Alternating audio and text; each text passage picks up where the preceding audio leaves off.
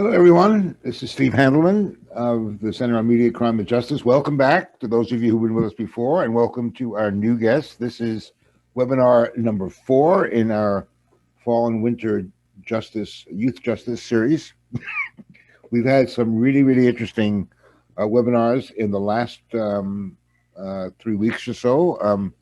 Those of you who have not been in attendance can see them on our conference page. I'll send you the link in a moment. We have video recordings. We'll shortly have up the video recording from the last session, and I'll of course let you know.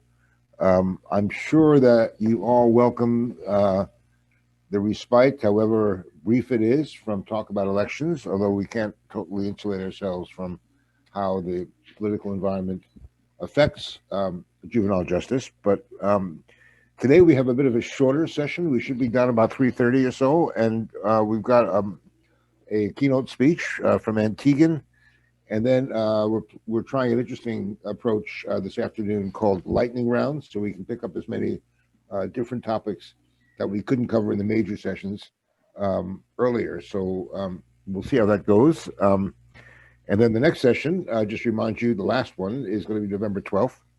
And I'll be sending around information about the links and speakers and all that. So when we began crafting out the 5 webinars that we were going to do for these youth justice issues, we knew that we were going to span the election period. And of course, obviously, we had no idea what was going to happen, what impact it would have. But it just seemed right to have our first webinar after the election to talk a little bit about the political landscape for youth justice. I mean, whether or not youth justice is really impacted by changes at the federal level is an open question. It's certainly affected by changes at the state level. And that's one of the reasons why we're really honored to have Teigen with us today. And I'm going to bring on our conference coordinator, our journalism coordinator, Jo Dominic, to introduce her properly. And she'll be sharing her screen with a few slides. And I think we can go now. So Jo, the gavel is yours. Thank you, Steve. I'm Jo Dominic. I'm the Associate Director of the Center on Media, Crime, and Justice, and I'm delighted to introduce Ann S. Teigen. She is the Program Director for the National Conference of State Legislators, and Ann's going to speak about national trends in youth justice reform and prospects for change, kind of a post-election review and preview. And what we want from you, for all of you journalists in the audience, is lots of questions. Ann is a fount of incredible information, and as you'll see from her presentation. So Ann, please go right ahead. Thank you so much. If we could start my PowerPoint. For some reason, I was unable to get my PowerPoint to work on my end, so thankfully our producer is going to help us with that.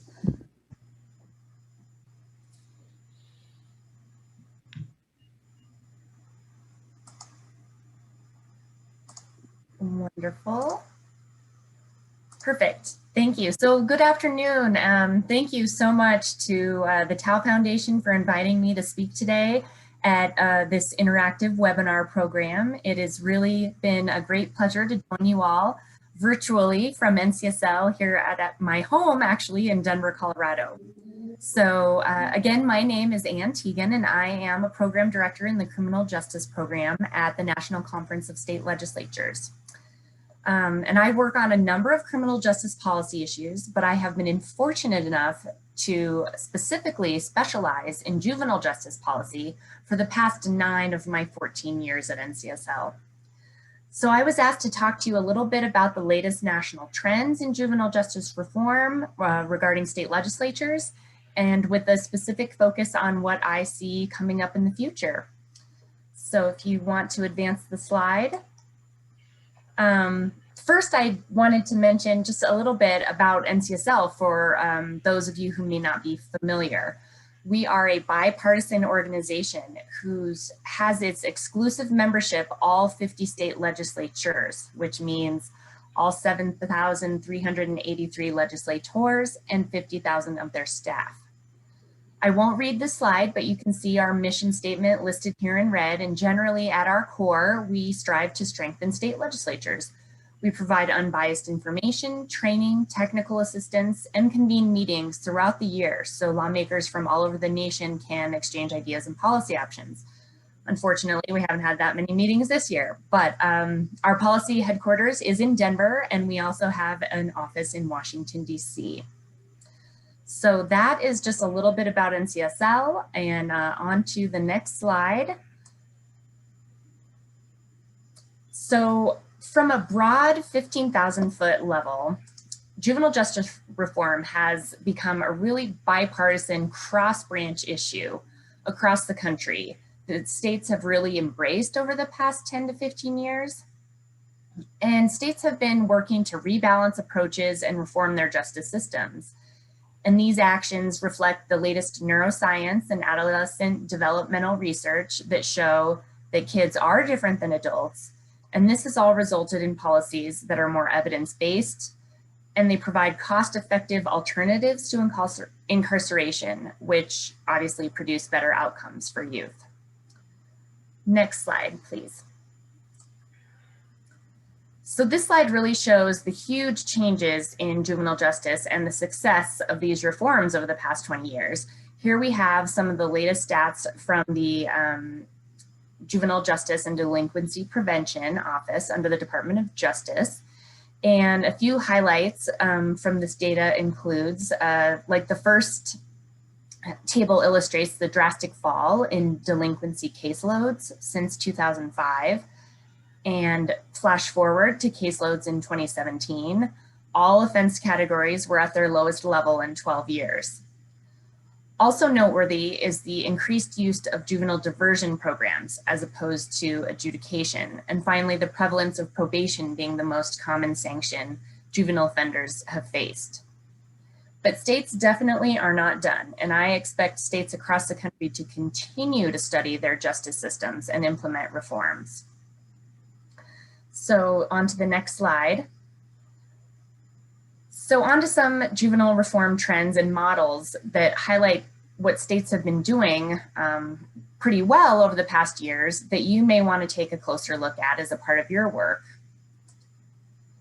Our first trend is to keep youth in juvenile justice system is the passing of state laws to expand the juvenile justice system. And in a sense, the shrinking of the adult system for juvenile handling, placing decisions about youth in the family and juvenile courts. All the legislation listed on this slide are measures enacted in the last 2 years. And raise the age laws are one way to expand the jurisdiction of juvenile court. In the past decade, 14 states have passed raise the age legislation from age 16 and 17 to age 18, with only 3 states left, Georgia, Wisconsin, and Texas, with a juvenile court jurisdiction that automatically has young people under age 18 start in adult court. Michigan just last year raised the age of juvenile court from 17 to 18, and Missouri did it in 2018, and the law will go into effect in January of 2021. Arizona also changed its law in 2018 to allow the juvenile court to retain juvenile jurisdiction for some cases up to age 19. And some states are even looking to raise the age to 19, 20, and 21. In fact, Vermont in 2020 became the first state to raise the age of juvenile court jurisdiction to older than 18. So starting in the middle of this year, most young people who were accused of committing criminal offenses at age 18, with the exception of 12 of the more serious offenses, began being prosecuted in juvenile court. By July 2022, most youth accused of breaking the law at age 19 will be similarly included in the juvenile justice system, making the 20th birthday the upper age of juvenile court jurisdiction in the state.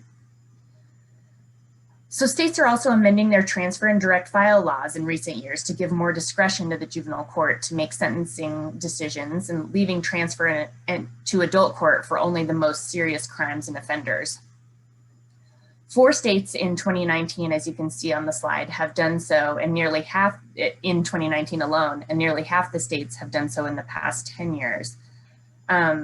I won't go through all of these here, but I'll mention that it looks like in 2019, Oregon and Washington changed some of their laws. Washington recently prohibited automatic transfer to adult court for 16 and 17-year-olds who commit certain crimes, and they're delineated crimes, but one of them is robbery. And then in Oregon, young offenders aged 15 to 17 accused of more serious crimes are no longer automatically tried in adult court. Prosecutors have to request a hearing to determine whether they should be transferred up. Also, California did something pretty serious in 2018. They now prohibit the transfer of all children younger than 16 to adult criminal court. So placement laws are also something that we're looking at, and they generally prohibit or limit young people from being placed in adult facilities, regardless of whether they were charged as a juvenile or an adult offense. So in the last 2 years, Delaware and Michigan enacted laws prohibiting placement of youth with adults. Michigan specifically said that they prohibit placement of youth under 18 with adults during confinement, trial, or transport. So on the next slide, our second trend is diversion from the system and community and family engagement. And most commonly, community and family engagement is encouraged instead of incarceration through the use of diversion in the system. So state diversion systems are increasingly common. 10 states in the past 2 years have passed laws diverting kids from the system and placing them in community-based programs. As you can see on the slide, these are the most recent enactments from 2018, 2019, and 2020. But I did want to mention that Kentucky passed comprehensive juvenile justice reform in 2014, and they have a robust diversion program in statute. And Kansas and Utah quickly followed, and they enacted comprehensive reforms in the last few years. And now data is coming out showing good outcomes. For example, in the 4 years after Kansas's 2016 reforms, 99 of Kansas's 105 counties now operate what are known as immediate intervention programs, an option that diverts young people from being formally charged in the justice system. And according to the 88 counties that reported, data from 2018, 89% of youth successfully completed those diversion programs. So it's exciting to see these enactments and then also get data showing how these laws are working. The right programming is an important element of diversion because usually diversion includes the requirement to complete some sort of programming. So you can see listed here on the slide the most commonly used and effective, successful diversion programs. And I wanted to just mention that in kind of a new trend, recently Illinois enacted legislation requiring the Department of Juvenile Justice to commit to family engagement even when the young person is in custody of the department. So that is something new, that they're not only committing to family engagement on the outside, but on the inside, they see the importance of that. So on the next slide, I'll talk about another legislative trend in the past few years is to provide increased due process protections and to preserve the constitutional rights of young offenders when they do have contact with the system. So laws have required that quality counsel be provided for juvenile offenders at various stages of the proceedings, including interrogations. I've seen a lot of bills about interrogations. For example, Illinois expanded young people's right to counsel in police interrogations in 2016 by requiring that youth under 15 charged with murder or sex offenses be represented by counsel throughout the entire custodial interrogation. It also, that same bill, required a simplified version of Miranda warnings to be given to minors under the age of 18. And it also required that with all custodial interrogations of minors charged with any felony offense or a misdemeanor sex offense, that those interrogations be videotaped. So in 2018, Oklahoma passed legislation requiring a youthful offender, which is actually a legal designation that includes young people accused of more serious crimes, to be represented by counsel at every hearing or review through completion or dismissal of the case. So that was huge legislation there. And other states have enacted legislation that prohibits juveniles from waiving their right to counsel at certain points in proceedings.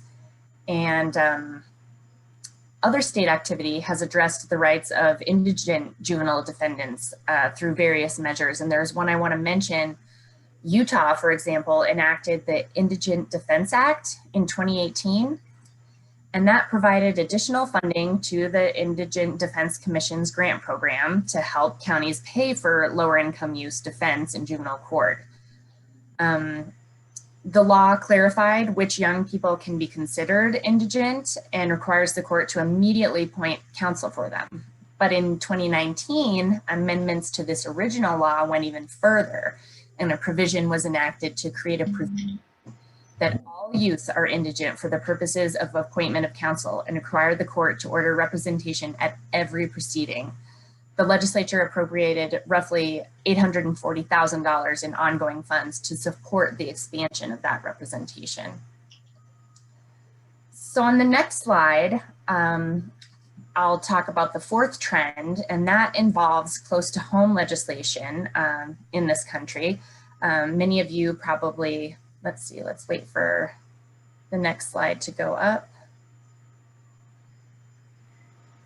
Sorry, I'm just having a problem advancing here. No worries.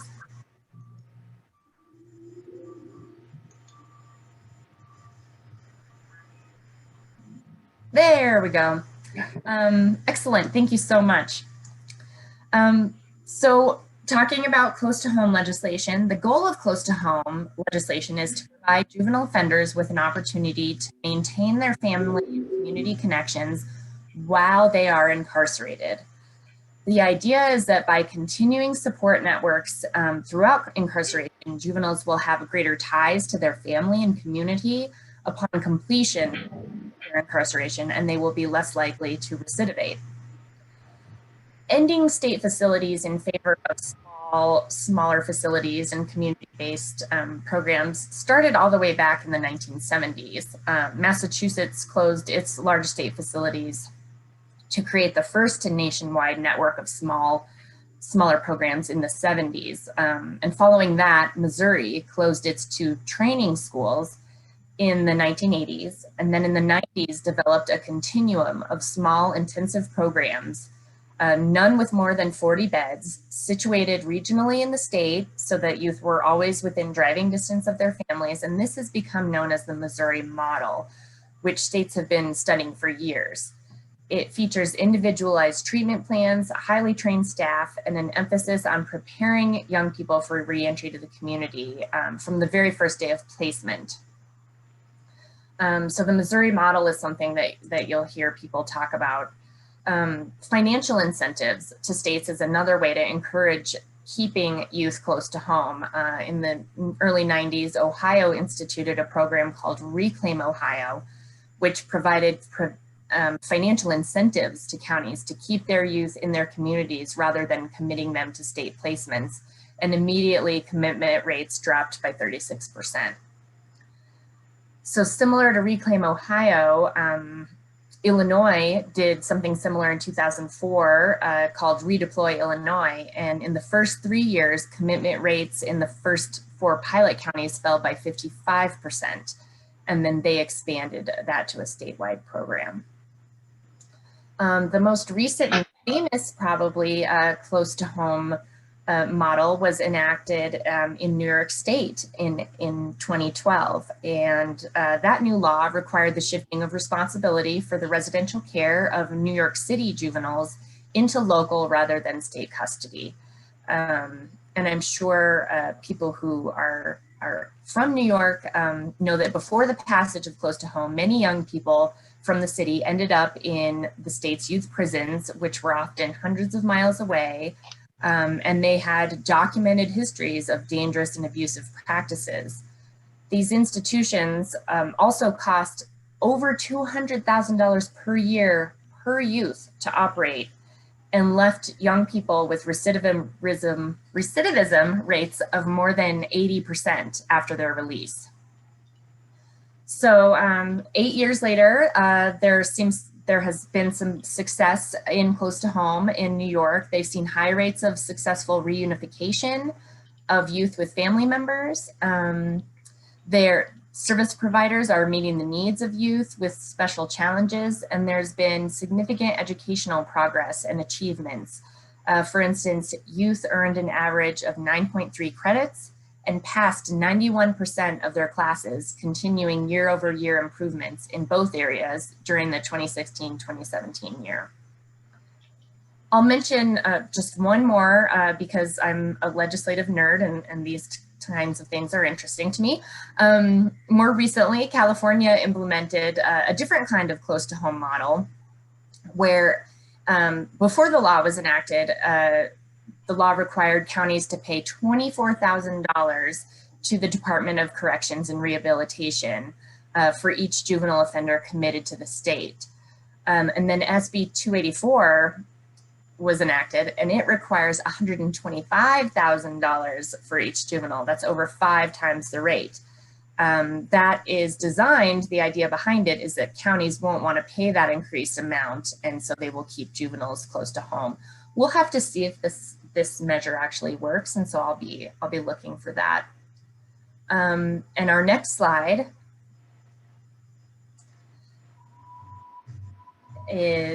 involves conditions of confinement.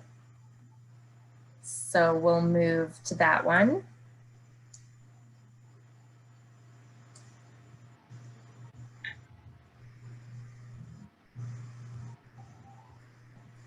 If we can. Sorry, Ann, I'm not sure why it's doing that. Okay. No worries. Perhaps I can jump in here with a few questions while we're waiting. Hi again, Ann. Hi. Okay, let me. Okay, so my question is bipartisan. Bipartisan support for at least a decade. What's the secret sauce? We can't get bipartisan support for almost anything in this country. What's going on in terms of youth justice and everybody getting together for what I assume are progressive reforms? Well, yeah, and I'll give you a few secret ingredients. Number one secret ingredient is the brain science, and the brain science has been cited and used in over 5 U.S. Supreme Court cases, and has been, accepted for the past 15 years. And so that is, and the more we learn, the more actually legislators want to learn. I'll tell you that unfortunately 2020 has not provided much travel support for people, but one of the things that I do is introduce state legislators to people who have done studies, brain scientists. Dr. Elizabeth Kaufman from California is one of our close friends, and her information is really amazing, and the data that's coming out of her work is convincing to anyone. So that is number one, and it doesn't matter what party you're from. The science is interesting, and all of the Supreme Court cases that have come out of that. The other thing that makes it bipartisan is that states have looked at what works, and they found that they had a system that was extremely expensive and not working. And so there's a real financial incentive for state legislators who have very difficult budgets. If you'll remember, 2008 was a terrible year for state budgets. I will mention that 2020 is also a terrible, explosive year for state budgets. So they're going to be looking for more efficient ways to deal with some of their budgets, and corrections budgets and juvenile justice budgets are just a part of that. And so if there are proven ways, which we have a lot of models, they're going to look at that. So I think those are 2 key issues to that. Is that a... Yes, that's a terrific answer. And you also mentioned that you expect states to continue their reform actions. And I think you probably answered that question just now because they need to, right? They need to. They absolutely need to. And there is so much data. Like I mentioned, New York is an extreme example at $200,000 a year per youth, but states are all like that, $70,000, $80,000 a year to incarcerate a young person with an 80% recidivism is not particularly data showing that anything is working. And in reality, with the recidivism rate, that can even lead to adult justice system involvement. So there's a lot of, I would say that the past 15 years, what's so exciting is that there's so much data out there and studying of what does work and what doesn't. And so state legislators are becoming educated and learning about that. And I'll talk about that a little bit later in my presentation as well. Okay. So we've got a question here from Ron Burler. What progress, if any, has your organization made to improve education and social service programs in both state youth facilities and diversion programs? So my organization, being a bipartisan organization that serves state legislators and their staff, has not done particularly a whole lot in that area.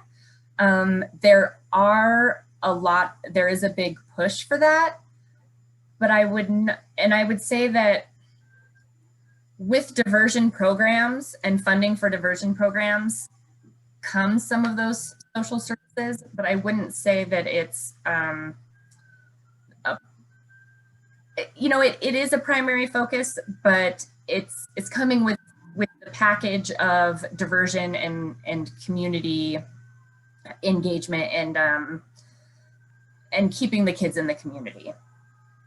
So that automatically means that there's going to be social services involved. Mm. Okay, so Julie Reynolds Martinez, our friend, wants to know, she says, so far, she's a Northern California lady. So far, how is the California model of changing counties working? Has there been any progress? Is there any data? Too soon, no data yet. That's why I think it'll be really interesting to see in a couple of years how that shakes out, because it's a pretty serious change from 24,000 to 125,000. I mean, there's going to be some behavior changes there by the counties, but we'll certainly have to see. Okay. And what was the name of the brain scientist that you called a friend? Oh, you referred to as a friend. I hope she thinks the same way. Dr. Elizabeth Kaufman, she is actually in California, but they're also all the authors of a study. It's called Pathways to Desistance. All of the authors of that study I have worked with, and they have met with state legislators. So really, I would say that that those are some of my favorites. Okay, Chris, do we have the slide ready now for Ann? Yes, I'll bring it up in just a minute here. Okay, so I'll ask you one more question, Ann, while Chris is doing that. What's the benefit of raising the age? I know this is like a juvenile justice 101 question, but I wonder if you can go in just a little bit. Go into that. It's not a juvenile justice 101 question. It's really, well, what the premise of charging young people as adults kind of came out of the myth of the super predator in the 1990s. And so there was a swing in the pendulum, and there was in the 1990s, there was a lot of more punitive measures. And as time went on, we were able to kind of study how that was working, and really brain science is involved with that, in that they found that their young people just don't think like adults, and that can even affect their culpability. And that's what those Supreme Court cases were really about. And so with raising the age, automatically having to charge somebody in the adult system when they're 15, which was happening in New York and in North Carolina. That means that they could barely ever get back into the juvenile system. They would have to waive back. So treating all 15-year-olds as adults has really been found to be not effective. And it's also, people were really worried. The big fear with Raise the Age in every state that's passed it is, oh, it's going to cost us so much more money. It's going to jam our juvenile justice system. We're going to have to hire so many more judges and public defenders, and the whole court system is going to be affected. And what they found, especially in Illinois, is that none of that really happened. And so there was a lot of studies out of Illinois that found that it really didn't cost as much. And what ended up happening is that if you combine raising the age with some of your diversion measures and keeping kids into the community, you're not going to pack up your juvenile facilities, and you're not going to see the costs skyrocket. So the benefit of raising the age is that you're not getting young people in juvenile facility or in adult facilities that by federal law you have to isolate by sight and sound, which costs a lot of money. In addition to, it's obviously much better for the child who arguably, and science shows, has a really different level of culpability, and actually their brain development is different.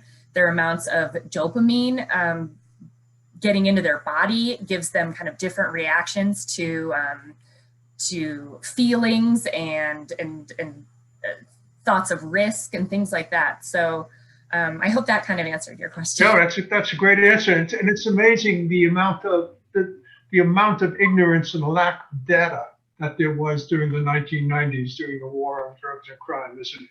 It was a knee-jerk, and the thing is that knee-jerk reactions happen, and there's a lot of things that even happen today. When there is a horrific story on the news, there's always a risk of having a knee-jerk reaction. And so the other thing is that when there's a horrific story that really affects people's hearts, you don't realize that it's a matter of numbers too. And this horrific story is absolutely horrific, but it's also isolated. And there are 5,000 other kids who didn't do it that probably don't need to be incarcerated just because this horrific story happened. A key point that journalists need to keep in mind. Yeah. Right? So. Okay, so Chris, are we ready? Yeah, we're ready to go. And okay, confinement are really important. Because it can really improve outcomes for those who find themselves incarcerated. But what I wanted to mention is, something not a lot of people know, and something not a lot of legislators know, but maybe just the general public, is education is obviously very important to juveniles inside and outside the system. But education is not a primary objective for incarcerated youth. So most recently in 2019, 4 states actually passed laws addressing education for juveniles in confinement, basically providing more and improved education services, which frankly, they needed to happen. For example, Tennessee now requires the Department of Education to develop procedures that need to be adopted by the Board of Education for providing instruction to students incarcerated in juvenile detention centers for a minimum of 4 hours each day. So another aspect of improving conditions of confinement is addressing, prohibiting, and limiting solitary confinement for juveniles. And the states on the map here have statutorily limited or prohibited the use of solitary confinement or room isolation. And I want to point out that there are many states that have limits or prohibitions in administrative policy or court rules, but these are the states that have actually passed laws. And Arkansas, Maryland, Montana, and Nebraska actually passed these laws in the last 3 years. Another way, I did mention this a little bit when I was answering the questions, another way to improve conditions of confinement is through juvenile separation from adults in adult facilities. So say somebody is 17, charged with a very serious crime, perhaps it wasn't automatically sent to adult court, it may have started in juvenile court, went up to adult court. Federal guidelines under the JJAPA and PREA, they require the separation of juveniles when placed in adult facilities. And so following that, a little over the half of the states and DC have laws that permit young people who are charged as adults to be housed in juvenile facilities, avoiding the adult facilities altogether. And we'll go to slide 10. Or trend number 6, exactly. I wanted to talk about reentry and aftercare, especially reforming probation and clearing juvenile records. This is huge. States like Utah and Tennessee have enacted reforms that limit the length of time that a young person can be on probation. Usually it's around 6 months. And this is important because the more time anyone is on probation, the more likely it is that that person can do something to majorly or minorly violate that probation and then possibly be sent to an out-of-home placement and incarceration. It also addresses the inconsistencies in supervision terms across counties or courts. Say there's one county in the state that constantly gives, 3 years of probation and one county in the state that gives 2 months, so there's a consistency factor there. Another huge trend that we're seeing is something called graduated responses and legislation related to that. Nebraska passed legislation encouraging graduated responses in probation, and that it combines sanctions for violations and incentives for young people to have continued progress. The incentives available to probation agencies really promote compliance with probation expectations. And then there's an expansion of options for responding to violations. Examples of incentives are regular encouragement and positive recognition of progress by probation officers, certificates of completion for classes or programs, or earned recreational free time, and extended driving privileges is another big one. This also has to do with the brain science a little bit. There is a lot of evidence that young people respond so much more to incentives and rewards than punishment. And then as you get older, older adults respond so much more to the consequences and punishment. So there's a lot of studies on that. A report from the Annie E. Casey Foundation said very eloquently that probation reform means, quote, trying new interventions and letting go of outdated, ineffective ones, ditching compliance in favor of supports, sanctions in favor of incentives, and court conditions in favor of individualized expectations and goals.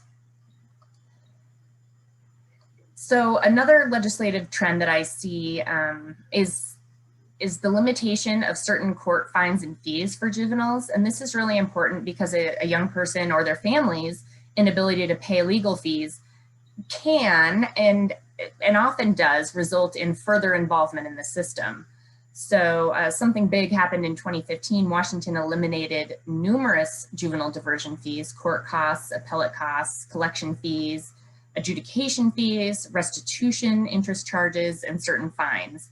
And it also provided a mechanism to adjust restitution costs based on the ability to pay, and it included substituting community service for restitution if the individual can't pay. So other really important, oh, I'm sorry.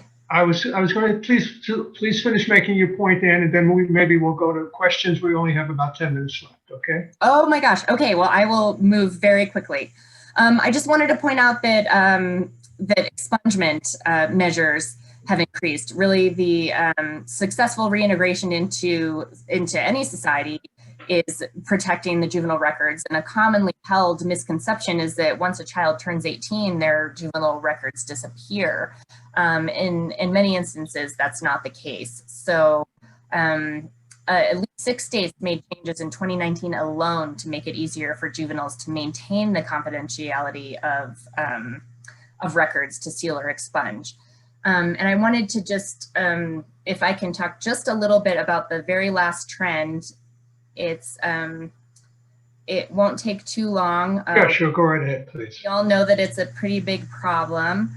It'll be the next slide, and it's racial and ethnic disparities.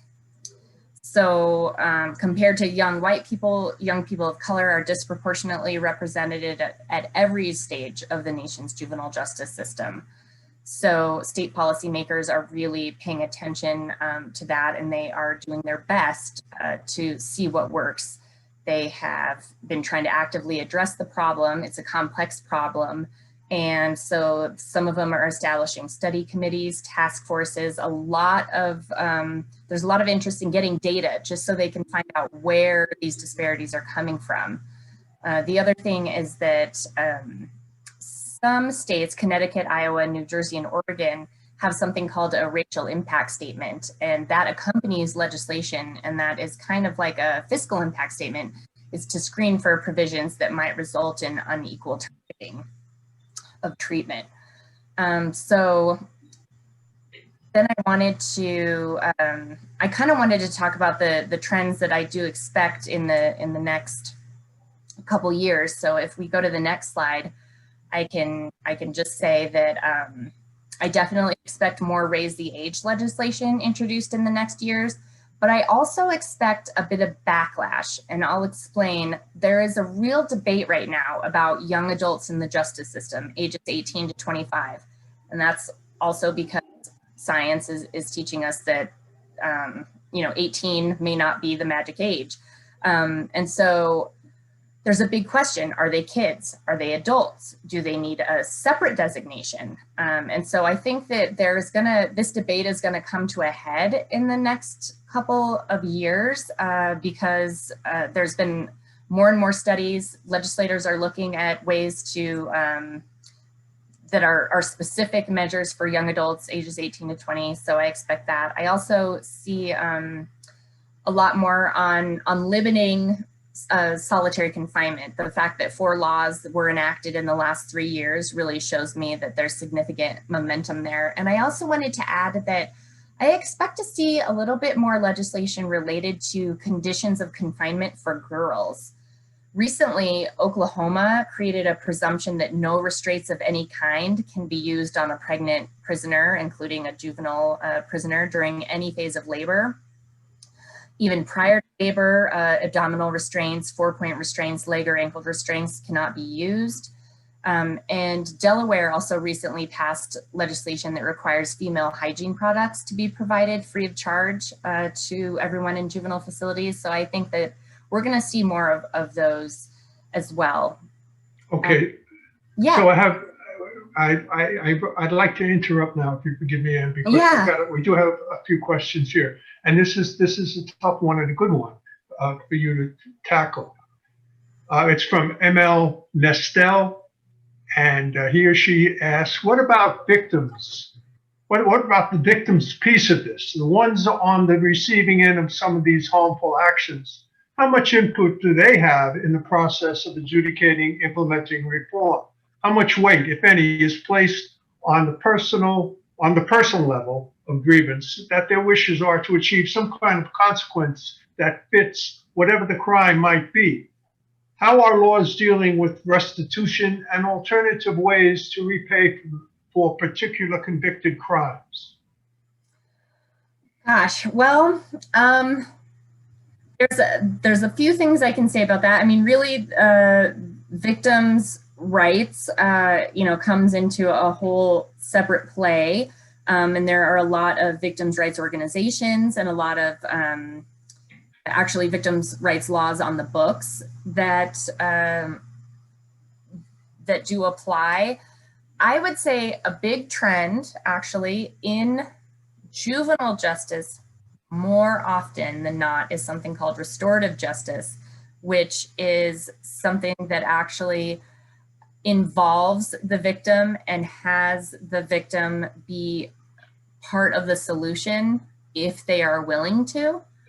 And so there's a lot of information on restorative justice. I don't think that it is for everyone. And really that is the victim's choice. I think, I think that there are, that's the key question, is that really, does our justice system take victims into account a lot of the time?